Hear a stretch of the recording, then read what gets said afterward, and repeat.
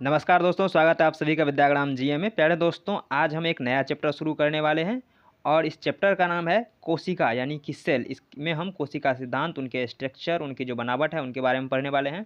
और इसमें MCQ type question किस तरह से रेलवे के एग्जाम में या फिर किसी अन्य एग्जाम में भी किस तरह से पूछा जाता है वो आपको ओवरऑल आइडिया आपको ये मिल जाएगा।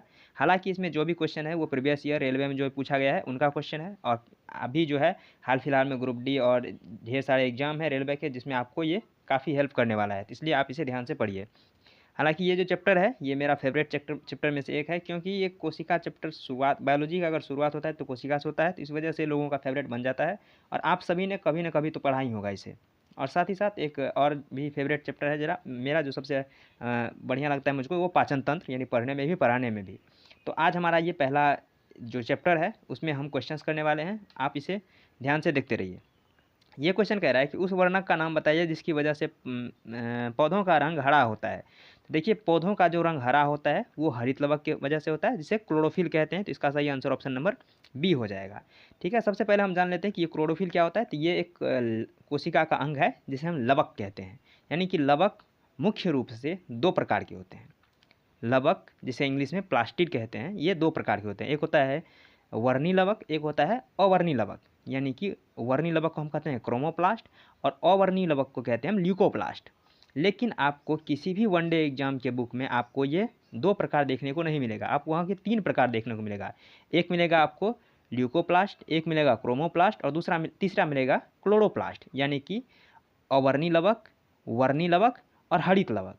हालांकि ये हरित लवक जो है वो वर्णी लवक का ही एक भाग है, लेकिन ये हरित लवक इतना ज़्यादा फेमस हो गया कि ये अपना एक ब्रांच लेके घूमने लगा है। इसीलिए लवक मुख्य रूप से दो ही प्रकार के मिलेंगे। लेकिन आप किसी भी वनडे एग्जाम में आप किसी भी क्वेश्चन को बनाइएगा तो वहाँ लवक तीन प्रकार के होते हैं। तो आप जानकारी के लिए आप ध्यान रखिए कि लवक दो ही प्रकार के होते हैं, एक वर्णी और एक अवर्णी। अवर्णी यानी कि जिसमें कोई किसी प्रकार का रंग नहीं होता है, उसमें वसा, कार्बोहाइड्रेट, प्रोटीन वगैरह का जो है ये संग्रह के लिए उपयोग होता है, तो वो होता है अवर्णी लवक, जिसे ल्यूकोप्लास्ट कहते हैं। और जो वर्णी लवक होता है उसी में सारे रंग के जो लवक हैं वो पाए जाते हैं। तो उसी रंग में से एक रंग हरित लवक है। लेकिन हरित लवक का इतना ज़्यादा यूज पौधे में होता है जिस वजह से इसका एक अलग ब्रांचिंग कर दिया गया है। इसलिए आपको हर जगह पे लवक के तीन प्रकार मिलेंगे, वर्णी लवक, अवर्णी लवक और हरित लवक। लेकिन आपको ध्यान रखना है, जानकारी के लिए आपको याद रखना है कि दो ही प्रकार के होते हैं, लेकिन एग्जाम में आपको तीन ही सही करके आना है। ठीक है, जानकारी के लिए आप याद रखिए दो ही होते हैं। वर्णी लवक का ही ये एक भाग है हरित लवक, लेकिन एग्जाम में आपको ध्यान रखना है कि तीन प्रकार होते हैं, हरित लवक, वर्णी लवक और अवर्णी लवक। इस तरह से यहाँ कह रहा है कि नाम बताइए जो ये वर्णक का नाम बताइए जो पौधों में हरा रंग देता है, तो वो क्लोरोफिल हो जाएगा। ठीक है, यानी कि हरित लवक हो जाएगा। नेक्स्ट जो क्वेश्चन कह रहा है कि निम्नलिखित में से कौन सा घटक पत्तियों को हरा रंग देता है। ये हरा रंग जो प्रदान करता है वो क्लोरोफिल होता है। ठीक है, बात करें पानी का, तो ये पानी जो है पौधों में जो है ट्रांस यानी कि एक ट्रांसपोर्ट के लिए आवश्यक होता है पानी। यानी कि पौधे में जो खनिज पोषकों का जो अवशोषण होता है जड़ों के द्वारा, तो वो पानी के माध्यम से ही पौधे में ऊपर चढ़ता है, पत्तियों के माध्यम से हर जगह, यानी कि तना पत्ती में हर जगह पहुंचता है पानी। तो पानी आवश्यक है। नाइट्रोजन और यूरिया जो इसके पोषक तत्व हैं जिनकी वजह से पौधों में अलग अलग प्रकार के जो है क्रियाक्रम होते रहता है। ठीक है, तो इसका सही आंसर क्लोरोफिल हो जाएगा, यानी कि हरित लवक जो है वो पत्तियों में हरा रंग देता है। ये क्वेश्चन आरआरबी जेई में पूछा गया है 2019 में, तो आपको उसको ध्यान रखना है। ये सभी के सभी क्वेश्चन प्रीवियस ईयर के क्वेश्चन है। ये क्वेश्चन का निम्नलिखित में से कौन सा कोशिका का अंग पादप कोशिका में पाया जाता है परंतु जंतु कोशिका में नहीं पाया जाता है। तो आपको ध्यान रखना है कि लवक, यानी कि चाहे हरित लवक हो या कोई लवक, हाँ हरित लवक ही है, ये जो हो जाएगा क्लोरोप्लास्ट। यानी कि लवक जो है वो सिर्फ और सिर्फ पादप कोशिका में पाया जाता है, क्योंकि पादप कोशिकाओं को इसलिए लवक की आवश्यकता होती है क्योंकि वो प्रकाश संश्लेषण करता है, तो इसलिए उसे क्लोरोफिल की आवश्यकता होती है, क्लोरोप्लास्ट का आवश्यकता होता है। वर्णी लवक में भी यानी कि क्रोमोप्लास्ट में भी अलग अलग फूल खिलते हैं, अलग अलग फलों का कलर होता है, जिस वजह से उसको लवक की आवश्यकता होती है। इसलिए पौधों में लवक पाया जाता है, यानी कि क्लोरोप्लास्ट पाया जाता है। और जंतु में लवक छोड़ के बाकी ये जो तीनों है ये पाया जाता है। जैसे ईआर की बात करें तो ये इंडोप्लाज्मिक रेटिकुलम होता है। ठीक है, जैसे हम हिंदी में अंतर प्रद्रव्ययी जालिका कहते हैं। ये दो प्रकार का होता है, एक होता है SER यानी कि स्मूथ इंडोप्लाज्मिक रेटिकुलम, यानी कि चिकनी अंतर्द्रव्ययी जालिका, जिसका काम होता है स्मूथ है तो ये वसा बनाएगा। आप देखे होंगे कि वसा यानी कि तेल घी ये सब जो है छूने में चिकना होता है, यानी स्मूथ होता है। तो स्मूथ इंडोप्लाज्मिक रेटिकुलम क्या करता है, वसा का निर्माण करता है। और एक होता है RER यानी कि रफ इंडोप्लाज्मिक रेटिकुलम, यानी कि खुरदरी अंतर्द्रव्ययी जालिका, ये प्रोटीन का निर्माण करता है।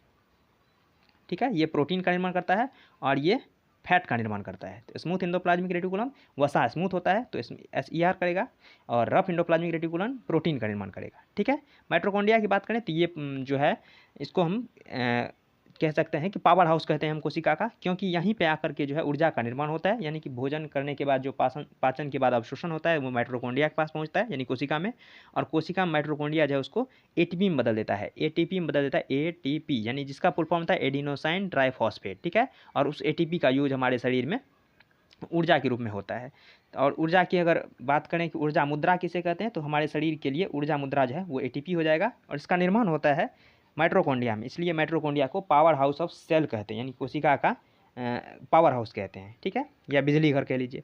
राइबोसोम की बात करें तो ये राइबोसोम को हम प्रोटीन की फैक्ट्री कहते हैं, क्योंकि यहीं पे राइबोसोम पे ही जो है निर्माण होता है प्रोटीन का, जहाँ पे ऐसे बताया कि ये रफ एंडोप्लाज्मिक रेटिकुलम जो है उसके ऊपर जो है ये खुरदरा इसलिए होता है क्योंकि राइबोसोम के छोटे छोटे जो झिल्ली है वो पाए जाते हैं जो प्रोटीन का निर्माण करता है, इसलिए ये रफ एंडोप्लाज्मिक रेटिकुलम हो जाता है, यानी खुरदरा हो जाता है क्योंकि राइबोसोम पाया जाता है। तो इसलिए आपको एक बार ध्यान रखना है फिर से, राइबोसोम जो है वो प्रोटीन का निर्माण करता है, माइटोकॉन्ड्रिया जो है वो ऊर्जा का निर्माण करता है, एंडोप्लाज्मिक रेटिकुलम में जो एक रफ एंडोप्लाज्मिक रेटिकुलम है वो प्रोटीन बनाएगा, जो स्मूथ एंडोप्लाज्मिक रेटिकुलम है वो वसा बनाएगा। क्लोरोप्लास्ट की बात करें तो ये पौधों में जो है हरा रंग देता है जो प्रकाश संश्लेषण के लिए आवश्यक होता है, ठीक है। चलिए नेक्स्ट ये क्वेश्चन कह रहा है कि पौधों में पाया जाने वाला नीला, बैगनी या लाल वर्ण किसकी उपस्थिति के कारण होता है। तो आपको देखना है नीला, बैगनी, लाल ये सब वर्ण है, वर्ण जिसे हम रंग कहते हैं।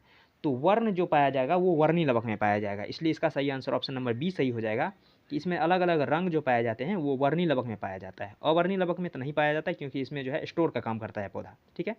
और हरित लवक में सिर्फ और सिर्फ हरा रंग पाया जाएगा और दूसरा कोई रंग नहीं होगा, लेकिन यहाँ पे नीला, बैगनी, लाल ये सब पूछ रहा है, इसलिए यहाँ पे वर्णी लवक हो जाएगा, जिसको हम इंग्लिश में क्रोमोप्लास्ट कहते हैं, ठीक है। हरित लवक को हम क्लोरोप्लास्ट कहते हैं और अवर्णी लवक को हम ल्यूकोप्लास्ट कहते हैं, ठीक है। तो इस हिसाब से सभी तो अपने आप गलत हो गया क्योंकि आंसर एक ही होगा और ये होगा वर्णी लवक, ठीक है। नेक्स्ट ये क्वेश्चन कह रहा है कि निम्नलिखित में से क्या केवल पादप कोशिका में पाया जाता है, यानी कि कौन सा है जो कि सिर्फ और सिर्फ पादप कोशिका में पाया जाएगा, वो जंतु कोशिका में नहीं पाया जाएगा। गोल्जी इकाई की बात करें तो ये दोनों में पाया जाता है, जंतु कोशिका में भी पाया जाता है और पादप कोशिका में भी पाया जाता है। माइटोकॉन्ड्रिया की बात करें तो ये भी दोनों में पाया जाता है ताकि ऊर्जा का निर्माण कर सके। केंद्रक भी दोनों में पाया जाता है, लेकिन लवक जिसे हम प्लास्टिड कहते हैं वो सिर्फ और सिर्फ पादप कोशिका में पाया जाता है, वो जंतु कोशिका में नहीं पाया जाता है, क्योंकि लवक में जो क्लोरोफिल वगैरह होता है, क्रोमोप्लास्ट भी होता है, क्लोरोप्लास्ट भी होता है, ये सब जो है उसको प्रकाश संश्लेषण के लिए, अलग अलग फूल खिलाने के लिए, कलर देने के लिए ये लवक जिम्मेदार होता है, जबकि मानव में या फिर जंतु में ऐसा किसी प्रकार का फूल नहीं खिलाना है, किसी प्रकार का प्रकाश संश्लेषण नहीं करना है, इसलिए लवक नहीं पाया जाता है, ठीक है। तो इसका सही आंसर लवक हो जाएगा। बाकी एक बार फिर देख लीजिए, केंद्रक जो है वो कोशिका का ब्रेन कहा जाता है, यानी कि पूरा का पूरा जो कोशिका का क्या काम कैसे होगा उसका पूरा का पूरा मैनेजमेंट जो है वो केंद्रक ही देखता है। माइटोकॉन्ड्रिया ये ऊर्जा बनाता है और ऊर्जा बनाता है ATP के फुल फॉर्म में, एडिनोसाइन ट्राइफॉस्फेट, ठीक है। और ये हो जाएगा गोल्जी का, जिसे हम ट्रैफिक पुलिस भी कहते हैं, ठीक है। तो इसका सही आंसर हो जाएगा लवक, ठीक है। तो आज के लिए इतना ही, मिलते हैं नेक्स्ट वीडियो में, तब तक के लिए धन्यवाद, जय हिंद। और पढ़ते रहिए क्योंकि आगे आपका एग्जाम, रेलवे का एग्जाम, ग्रुप D वगैरह का जो एग्जाम है वो काफ़ी नज़दीक है, इसलिए आपसे बार बार रिवीजन करते रहिए, ठीक है। मिलते हैं नेक्स्ट वीडियो में, तब तक के लिए धन्यवाद, जय हिंद।